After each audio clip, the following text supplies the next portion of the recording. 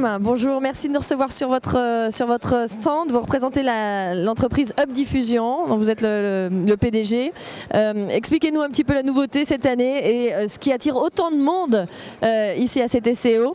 C'est ce drone que vous avez d'ailleurs en main, un drone promotionnel. Voilà, c'est le drone. Alors c'est difficile de parler et de piloter en même temps. Et j'aimerais pas gérer un accident. Les pompiers sont venus me voir, il ne faut pas que j'envoie trop haut, sinon je vais déclencher les sécurités incendie. Voilà, donc c'est des modèles hyper stables, hyper simples à piloter, très fiables. Et en fait, on les personnalise avec un petit sticker Doming dessus. Oui, on va le regarder, on va le récupérer si vous le voulez bien. Voilà. Voilà, donc on le montre à la caméra là. Voilà. Ici donc l'espace voilà. de personnalisation. Exactement. Quel est votre argument pour ce drone? C'est l'argument, enfin la cible, c'est vraiment tout ce qui est catalogue de Steam, de stimulation. Voilà, donc toutes les grandes marques en ont dans les catalogues et chacun désire maintenant avoir un drone parce que c'est vraiment l'objet médiatisé au maximum.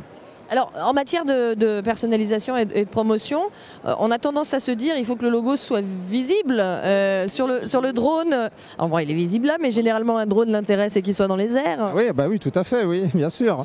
On vous a fait la remarque déjà. Non. C'est quand même particulier, ambitieux. On peut rajouter, si on veut, une banderole. Non, je plaisante. Quelles sont les autres nouveautés que vous présentez sur votre... La nouveauté, c'est évidemment l'iRing. Voilà. On va le récupérer peut-être dans la main. Regardez, hop, j'en prends un. Le voici, iRing. Expliquez-moi un petit peu ce dont il s'agit. Alors en fait, c'est une bague qu'on colle au dos du téléphone. Alors regardez, hop, approchez-vous ici, voilà. Et qui permet de le tenir juste sur un doigt, comme ça.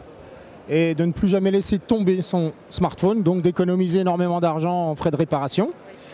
Le deuxième intérêt, c'est qu'il y a un crochet pour le fixer au tableau de bord de la voiture. Un crochet à l'extérieur, voilà, derrière. un crochet qui se fixe au tableau de bord de la voiture. Comme aujourd'hui, tout le monde utilise les applications comme Waze en infotrafic. On a besoin de fixer son téléphone au tableau de bord de sa voiture. Tout est compris dans ce... Ouais. Et puis on voit d'autres éléments, d'autres objets aussi sur lesquels vous travaillez, le Rubik's Cube. Bien sûr, Rubik's Cube, c'est vraiment l'objet légendaire, 500 millions d'exemplaires vendus dans le monde. C'est le jouet le plus vendu quasiment historiquement. Et quel type de marquage vous proposez sur le Rubik's? Alors on fait une quadrille offset sur toutes les faces pour dès 300 exemplaires, ou alors on peut faire un marquage des 50 X sur une face blanche. Et le reste est aux couleurs du jouet classique. On va récupérer bien sûr le jouet, hop, la caméra va nous suivre, le voici. Ça c'est la version jouet, et donc on trouve dans les magasins à 19 €. Et on peut personnaliser la face blanche en quadrille numérique.